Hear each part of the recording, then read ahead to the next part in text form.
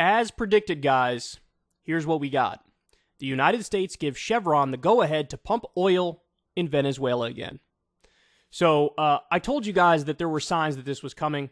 For one thing, Macron met with Hugo Chavez and was very kind to him. There were other, international leaders who met with Venezuela officials, and it was like, I wonder why this is happening. And it just so happens at the same time, Saudi Arabia is aligning with Russia and stabbing the West in the back. And of course, they were playing with the oil prices and jacking up the oil prices and not releasing more barrels when Biden was asking them to release more barrels. So in other words, they were acting a fool, as the kids would say. And so that opened up the door for the United States to take drastic action. The first thing on that list was, well, we've been sanctioning the shit and embargoing the shit out of this little country called Venezuela. What if we normalized relations with Venezuela and decided, let's just get some oil from them? Because I got news for you. Any sort of, oh my God, human rights concerns. Oh, goodness gracious. Whatever issues you have with Venezuela, they are way worse with Saudi Arabia. Yes, Maduro is a much less evil dictator than Mohammed bin Salman in Saudi Arabia. And that's not a controversial thing to say. So, let me give you some of the specifics here, and then we'll get to the response. The Treasury Department on Saturday said it would allow Chevron to resume pumping oil from Venezuela oil fields. The license granted by the Treasury Department would allow the California-based oil company to pump Venezuelan oil for the first time in years in joint ventures with Venezuela's national oil company, Petróleos de Venezuela, PDVSA. It also signals an opening for other oil companies to resume their business in the South American country 2 years after the Trump administration cracked down on companies' activities there in an effort to put pressure and oust the Maduro government, the Wall Street Journal reports. Now remember, they attempted a coup. Remember, they pretended like this guy Juan Guaido is actually president, bro. For sure. This is real. And it wasn't. They made it up. He didn't win an election. But they picked this guy and then had the nerve to say, now this is the real legitimate elected leader. This is, in a democracy, he would be the leader. That makes no sense. He wasn't democratically elected. What the fuck are you talking about? It was a coup attempt. It didn't work, but they tried it. Okay? Anyway.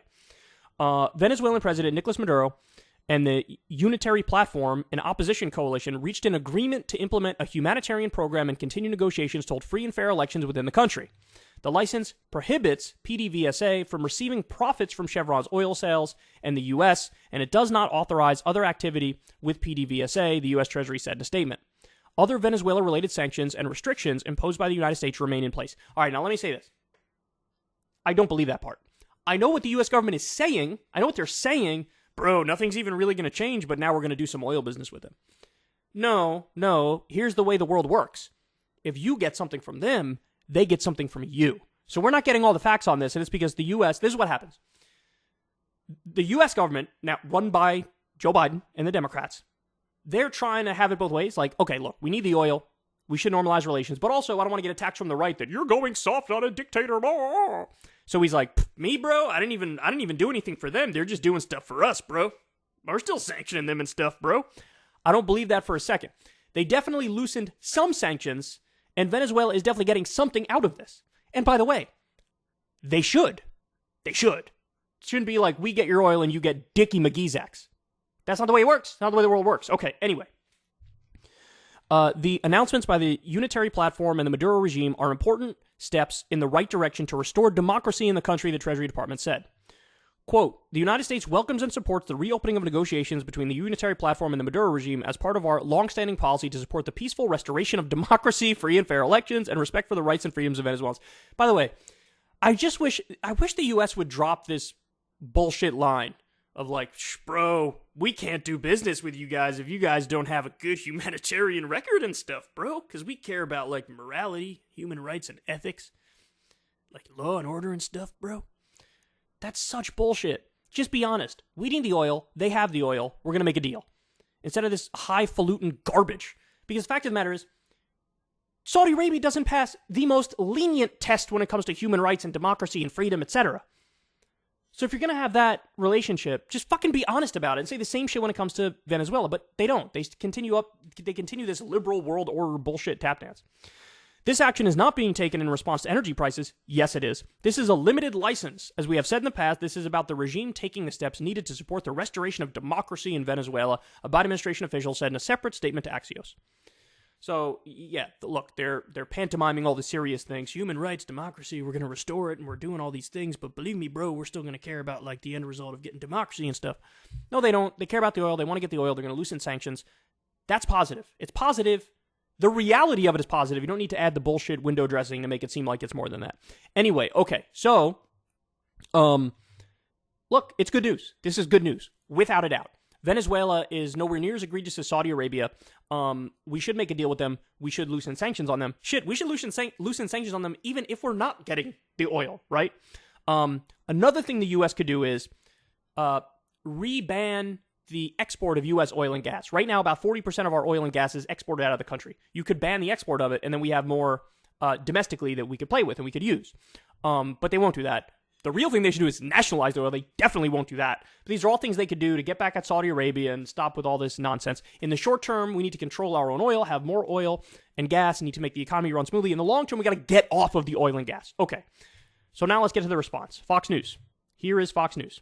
Stephen Moore, one of the biggest idiots in the country, right-wing so-called economist dude, was snuggled up to Trump for a long time. He's going to talk about how egregious this is. This morning, growing backlash over President Biden's energy agenda as it grants a license to Chevron to pump. By the way, there is no backlash. They are doing the backlash. It is fake so-called backlash. Pump oil in Venezuela, easing sanctions on the communist country over human rights violations. The White House insisting, quote, this action is not being taken in response to energy prices. This is a limited license, as we have said in the past. And this is about the regime taking the steps needed to support the restoration of democracy in Venezuela. Former White House economic advisor Stephen Moore is here to react. Stephen, great to see you this morning. What is your reaction to the United States granting this license to Chevron in Venezuela? Hey, Will, great to be with you. When I saw this story that was first reported by the Wall Street Journal, I literally, Will, almost fell out of my chair. Ooh, a dictator, not okay. By the way, he looks so fucking disheveled. He looks like he just got finished with a coke binge and doing coke out of a stripper's asshole. Reading this headline that says we're going to allow, Chevron to do drilling in Venezuela.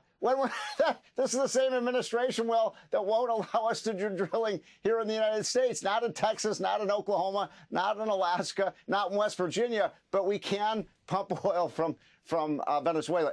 Okay, so 2 points there. Number one, what he's saying is not true. Biden and the Democrats have approved, much to the chagrin of the left, many oil permits and gas permits and drilling permits. They've done that, okay?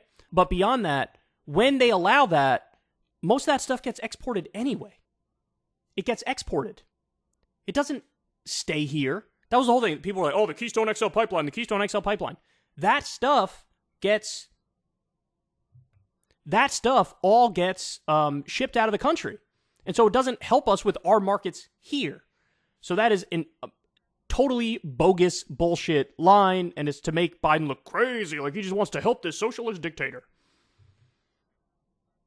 Growing backlash over President Biden's Trump on energy policy. Our whole policy was to make America totally energy independent, so we wouldn't have to rely on countries like Venezuela and Iran and Russia. And so somebody explain this one to me. We are the number one producer of oil and gas in the world. We just export 40% of it. If he supports us banning the exports, great, I'm with you. But he doesn't, because he cares more about the profits of the companies, and he's just cosplaying as being serious on the issue. Oh my God, this thing keeps fucking up. All right. No more pausing. I'll respond at the very end. When Trump left office, and I helped Trump on energy policy, our whole policy was to make America totally energy independent, so we wouldn't have to rely on countries like Venezuela and Iran and Russia. And so somebody explain this one to me, because it makes no sense. Well, to the point of becoming reliant on unfriendly regimes for energy, I do want to ask you about this. We were just talking about it at the top of the show. What do you make of the European Union? Yeah, what do you make of the European Union? It's an anonymous, high-level senior diplomat saying to Politico that they're unhappy with the oil and gas prices that America is shipping to Europe. What are we supposed to make of this? Well, first of all, we should... Okay, you guys get the gist of it. That's a slightly separate issue, but No criticism for Saudi Arabia, no criticism for their human rights record, for their lack of democracy, for the fact that we have a deal that's seemingly permanent going on with them. Nothing to say about that. Nothing at all. But they have plenty to say about Venezuela and Maduro and not a good regime and Biden helping them and Venezuela's not nearly as bad as Saudi Arabia. Clearly, they will be a more reliable partner than Saudi Arabia is because Saudi Arabia keeps stabbing us in the back. And so, short term, definitely make a deal, definitely loosen sanctions. Long term, become energy independent by nationalizing our oil or at the very least banning exports. These are all things they can support, but they don't support because, again, first and foremost, in their eyes, is corporate profits. That's what they care about, which is why they can't tell you the truth on the issue and they obscure it. And they make it seem like the problem here is Biden doesn't want to drill enough. And why would he do this with Venezuela? So they're not painting an accurate picture as to why all these steps are being taken. The steps are good. The only change I would make is you don't have to do the window dressing about human rights and all that bullshit. That's just nonsense. And I would, of course, nationalize U.S. oil or at the very least ban exports. They haven't done that. They're probably not going to do that because they also care about corporate profits and oil company profits. But this is definitely a step in the right direction, and they won't tell you the truth about that. All right, guys, that's the show. I love you very much. Everybody do me a big old favor and click that like button, leave a comment, subscribe to the channel. That's probably the most important thing. If you do just one thing, subscribe to the channel. Click that little bell notification thingy too, because then you'll get a notification every time a video drops. If you just subscribe, it's like you're not even really subscribed. You got to like click the bell thing so you know every time a video drops. I think it used to be if you just sub to the channel, you would get the notifications. Now you got to sub and click the bell. So the real subscribers are the ones who click the bell. But anyway, do that. Hook a brother up, trying to get to 1 million subscribers. And of course, a massive, massive shout out and a huge thank you to everybody who supports the show on Patreon. If you like the show, you can click the link below to Patreon, and it's in the video description box, and drop $2 a month or $5 a month or whatever if you can afford it. It certainly helps the show massively, makes it so I don't have to do any shitty fucking ad reads in the show. I hate that shit so much. Never had a conversation with an advertiser in over a decade of doing this show. Very proud of that fact. You guys keep me honest and independent. And also a big shout out to the people who support the show on Substack. And that's Crystal Kyle and friends, of course. And yeah, everybody, if you'd like to, you could listen to the show on any of the podcast apps now. So that's available as well. I love you all very much. I'll talk to you soon. Everybody have a great rest of your day. If you want to see me and Crystal Ball interview legends like Noam Chomsky, Cornel West, and more, subscribe to Crystal Kyle and Friends on Substack. $5 a month gets you the video version a day early. Remember, we take 0 ad dollars for this podcast. Or you can sign up on Substack for free and get the audio version a day later. Link in the video description box below.